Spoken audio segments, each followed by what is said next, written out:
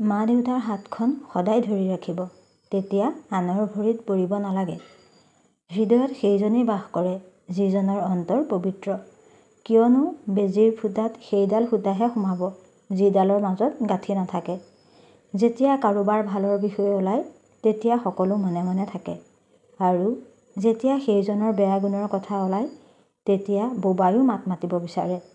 যিজনক আপুনি অধিক ভৰসা কৰে তেওঁ যদি আপোনাৰ বিপদৰ সময়ত আপোনাৰ সংগ এৰি আপোনাক বিশ্বাসঘাতকতা কৰে, তেন্তে এইটো নাভাবিব যে আপোনাৰ কিবা ভুল হ'ল, কিন্তু আচলতে তেওঁৰ মুখাহে খোল খালে।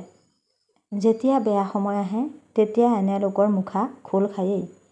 এইটো ভাল সময় যিয়ে আপোনাক আহিবলগীয়া ভৱিষ্যতৰ বাবে সচেতন কৰি দি আপোনাক বুজাই দিলে যে আপুনি ভুল মানুহৰ ওপৰত ভৰসা কৰি আছিল।